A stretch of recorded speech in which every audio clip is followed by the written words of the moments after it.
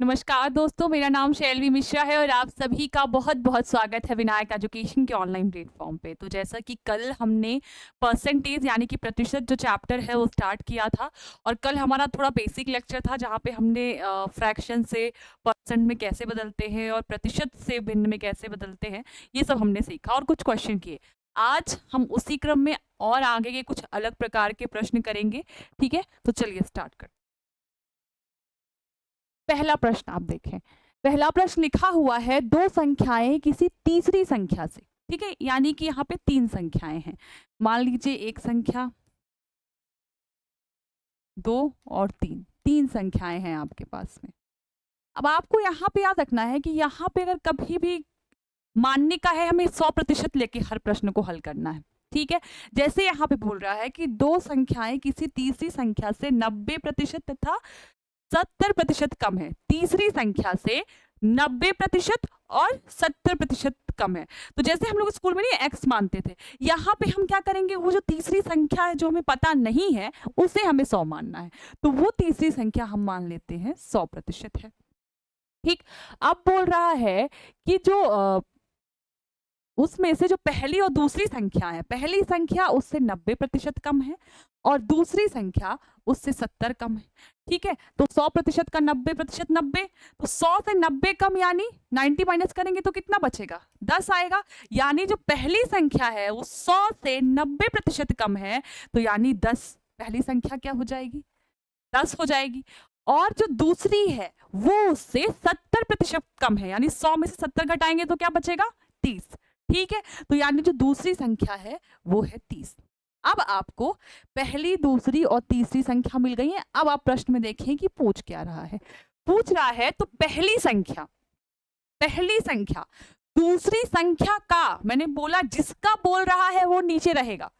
दूसरी संख्या का यानी इसका कितने प्रतिशत है, तो ये नीचे रहेगा, यानी कि दूसरी संख्या नीचे रहेगी, यानी कि 30 अपॉन, और किसको बोल रहा है? पहली संख्या कितना प्रतिशत है, तो पहली संख्या रहेगी ऊपर इंटू 100।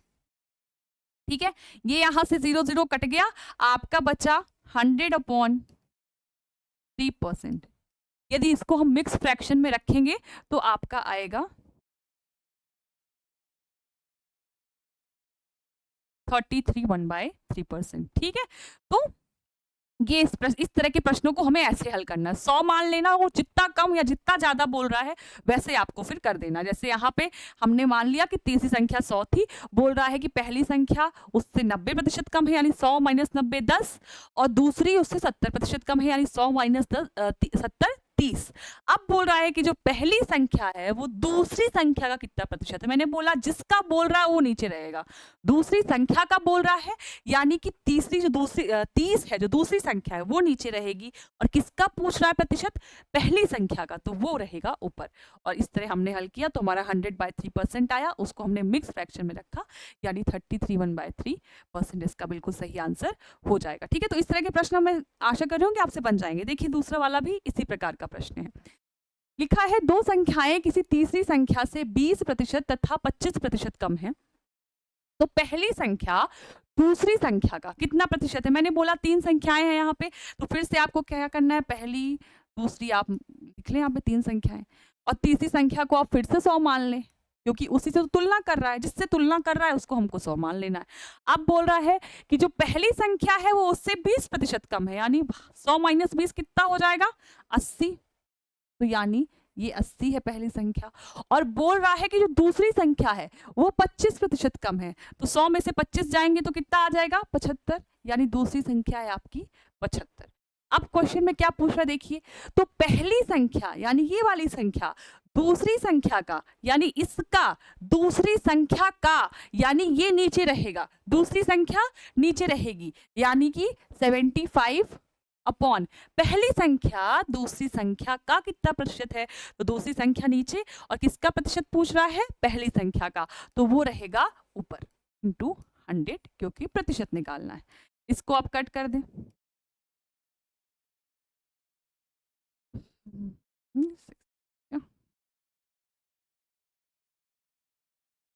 तो ये आपका कितना आ गया? 320 अपॉन 3%। ठीक है, और अगर आप इसको मिक्स फ्रैक्शन में रखना चाहेंगे तो ये क्या हो जाएगा, 106 2/3%, इसका मिक्स फ्रैक्शन में आंसर आ जाएगा। ठीक है, तो इस तरह इस प्रश्नों को हमें करना है। ठीक है, तो अब आशा करती हूँ कि आपको इस तरह के प्रश्न जो है तो बन जाएंगे। ठीक है, 2 हमने इस तरह के प्रश्नों को कर लिया। ठीक है, चलिए आगे बढ़ते हैं। यदि a का 80% b के 50% के बराबर है, यानी a का जो 80% है, ध्यान से आपको प्रश्न को सुनना है, a का 80% b के 50% के बराबर है, यानी b का 50% और a का 80% आपस में बराबर है। ठीक है, अब आप क्या करें कि इसमें जो है 80 को आप बदल लें भिन्न में, फ्रैक्शन में बदलेंगे, तो 80 का जो फ्रैक्शन बनेगा वो क्या बनेगा, 80/100 हो जाएगा, यानी a × 4/5 80% का फ्रैक्शन होगा। आगे फिर आपको ये भी स्टेप करने की जरूरत नहीं है, डायरेक्ट आप ऐसे लिखेंगे। ठीक है, b × 50 का क्या बन जाएगा फ्रैक्शन, 50/100 1/2 1/2 हो जाएगा। यहां से ऐसे प्रश्नों में आपको क्या करना है कि a और b का अनुपात निकाल लेना है, यानी कि a और b का रेशियो निकाल लेना है। तो आपको क्या यहां से निकालना है, b इधर आ जाएगा तो a/b। ठीक है, और बाकी इसको इधर भेज दे, 5 ऊपर वहां जाएगा, 4 नीचे आ जाएगा, तो 4 × 2 8। तो a और b का जो अनुपात है वो हो गया 5:8।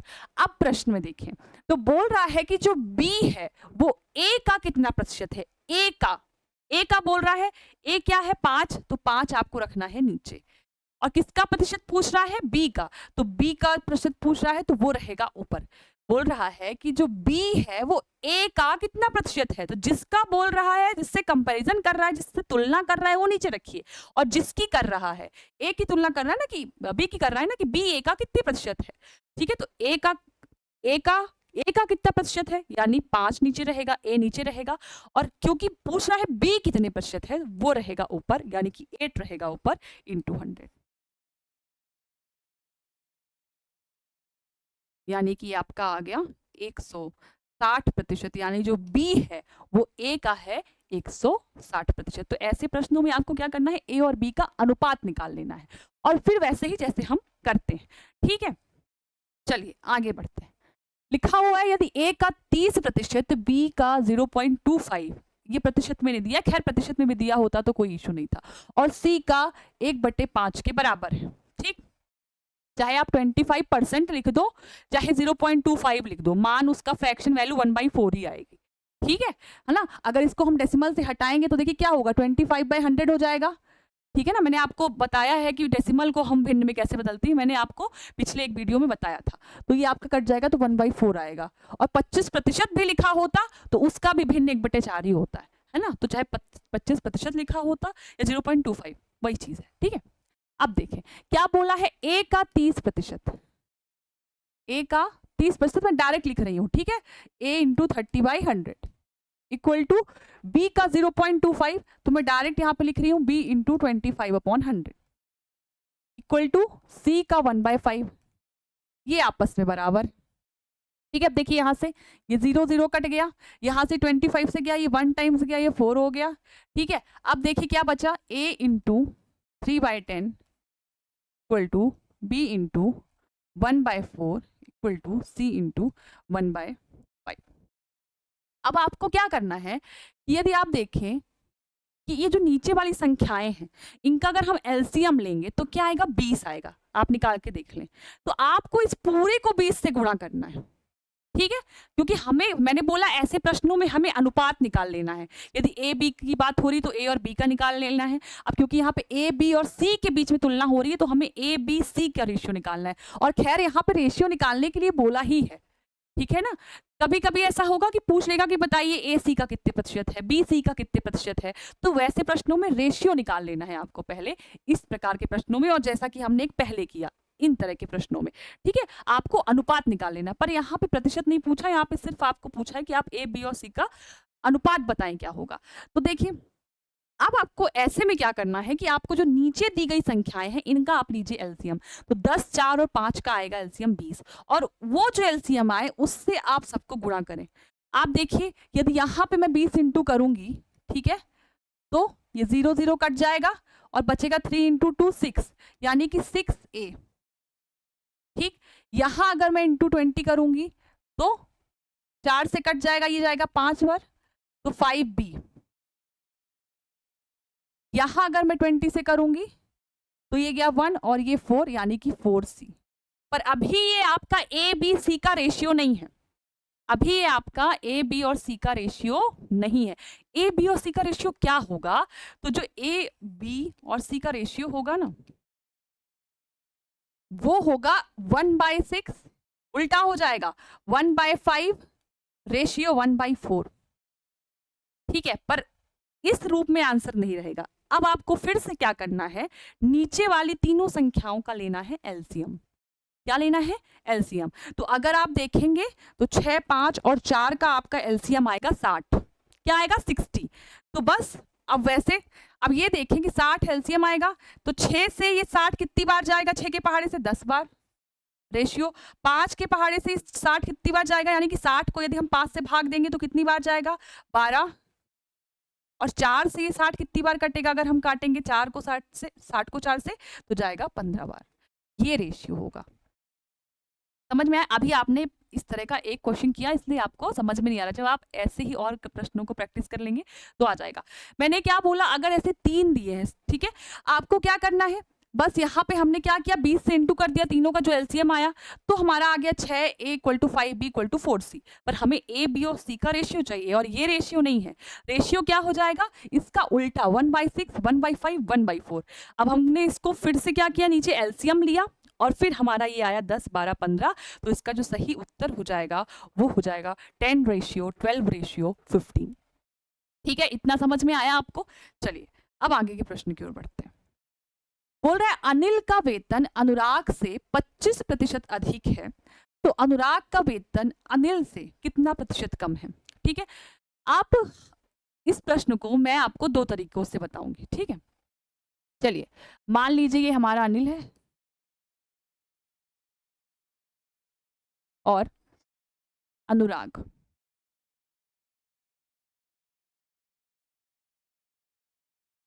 क्या बोल रहा है, अनिल का वेतन अनुराग से, मैंने बोला हमेशा जिससे बोल रहा हो, जिससे तुलना कर रहा है, उसको 100 मान लीजिए, तो अनुराग को मान लीजिए 100।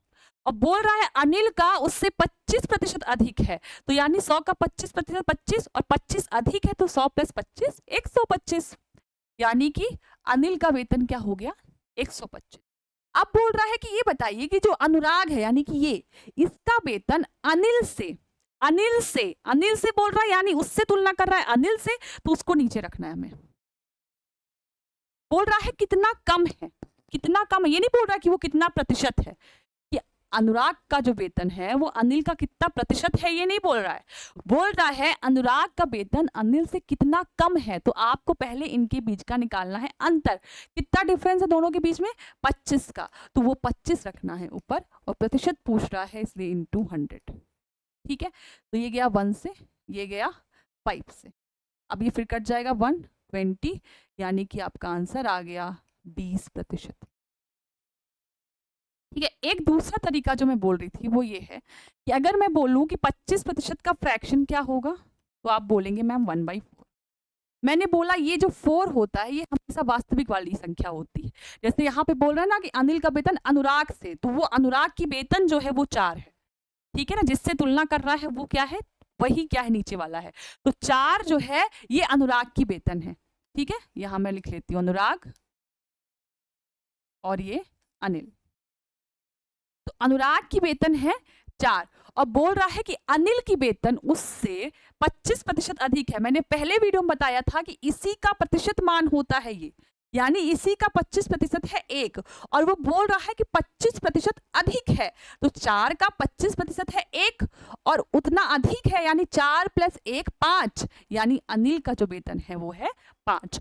अब क्या बोल रहा है कि बताइए कि अनुराग का वेतन अनिल से तो यानी 5 होगा नीचे, कितना कम है, दोनों के बीच का अंतर 1। ठीक है, तो ऊपर रहेगा 1, प्रतिशत में लाना है, तो × 100, ये कट गया 1 से, ये 20, यानी कि इसका 20% सही आंसर हो जाएगा।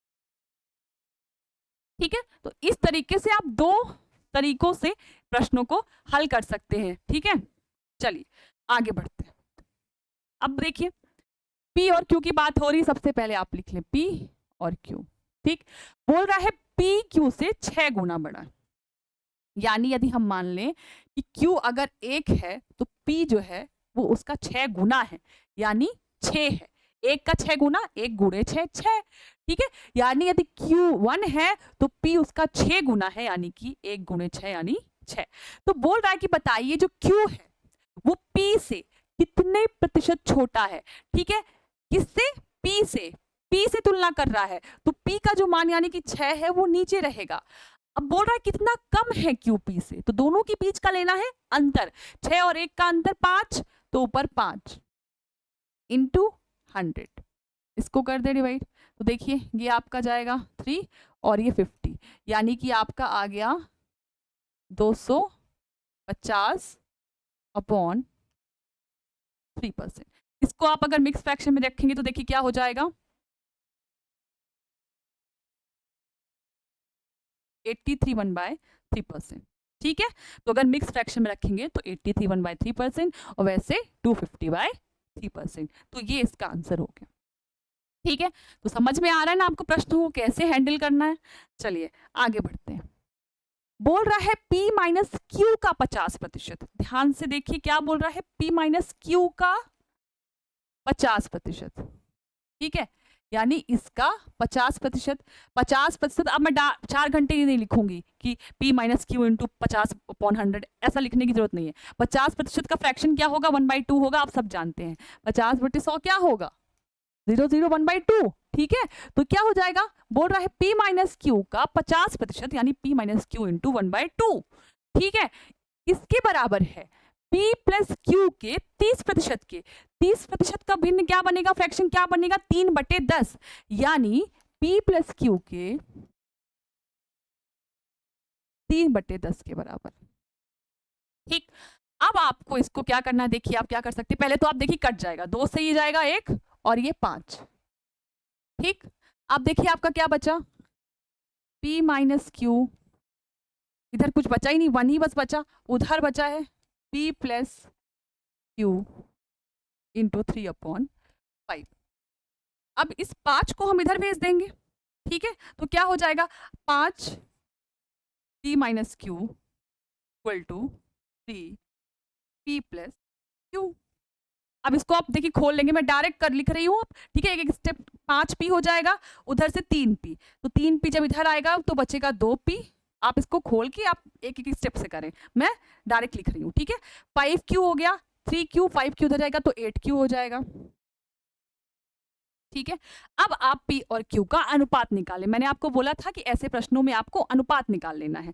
तो अगर आप देखेंगे तो P अपॉन Q का यहाँ से जो अनुपात आएगा वो आएगा 8/2, यानी कि 4/1।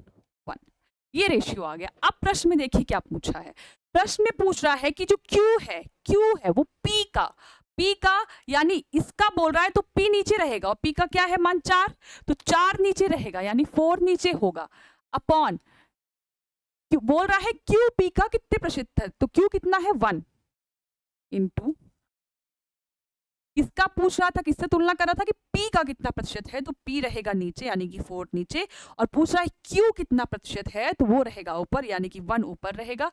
ये कट गया आपका आ गया 25% आंसर। ठीक है, समझ में आया कैसे करना है। ऐसे प्रश्न जिसमें बोले कि A का इतने प्रतिशत, B का इतने प्रतिशत, C का इतने प्रतिशत आपस में बराबर है, ऐसे प्रश्नों में पहले आपको अनुपात निकाल लेना है। ठीक है, चाहे वो फिर इस तरह दे दे P माइनस क्यू का 50% इसके बराबर है, ऐसे प्रश्नों में आपको अनुपात निकाल लेना है और फिर देखना है कि फिर सारा वही पूछता है कि Q कितना प्रतिशत है P का, A कितना प्रतिशत है B का, तो ऐसे प्रश्नों में पहले आपको अनुपात निकालना है और फिर बाकी वही काम है जो हम करते हैं। आगे बोल रहा है कि किस संख्या का, अब यहाँ पे ये नहीं बोला कि किसी संख्या का 18% इसके बराबर है, नहीं, बोल रहा है बताइए किस संख्या का 18% 75 के 12% के बराबर होगा। तो मान लीजिए वो संख्या n है, मान लीजिए वो संख्या n है, बोल रहा है कि किस संख्या का 18%, ठीक है, 18% को फ्रैक्शन बदलेंगे 18/100 करेंगे। ठीक है, इक्वल टू 75 के 12% के बराबर है, यानी 75 के 12%। 12 को भी आप कर लीजिए, 100 कट गया, ठीक है, 6 से इसको भी काट दीजिए, ये चला जाएगा 3, और ये 2 बार 6 2 12 6 से 18, यहाँ से आपका बचा n इंटू 3 और उधर बचा 75 इंटू 2। अब ये 3 यहाँ जाके नीचे आ जाएगा, तो n का मान क्या हो जाएगा 75 इंटू 2 और वो 3 नीचे आ जाएगा, तो यहाँ से ये हो गया 3। ठीक है, इसको काटेंगे तो ये आपका जाएगा 25, तो 25 इंटू 2 50, यानी कि वो जो संख्या होगी वो होगी 50। तो 50 का 18% 75 के 12% के बराबर होगा। तो ये पूछ रहा था कि बताइए वो संख्या कौन सी है जिसका 18% 75 के 12% के बराबर होगा। तो वो संख्या कौन सी होगी, 50 होगी। ठीक है, तो ये आज कुछ प्रश्नों को हमने किया। ठीक है, तो इस तरह के ये प्रश्न पूछे हुए हैं, इस पैटर्न के प्रश्न पूछे गए हैं। ठीक है ना, हमने वो प्रश्न किए जिनमें ए का इतने प्रतिशत, बी का इतने प्रतिशत के बराबर है, तो वहां पे मैंने बोला ऐसे प्रश्नों में आपको क्या करना है, रेशियो निकाल लेना है। क्या करना है, रेशियो निकाल लेना है और फिर हल करना है। जैसे यहाँ पे तो प्रतिशत पूछा नहीं, बस रेशियो पूछा था, तो काम खत्म हो गया। इसके पहले वाले प्रश्न में हमने क्या किया, वही ए का इतने प्रतिशत, बी के इतने प्रतिशत के बराबर है, हमने ए बी का रेशियो निकाला और फिर उसने पूछा कि बताइए बी ए का कितने प्रतिशत है।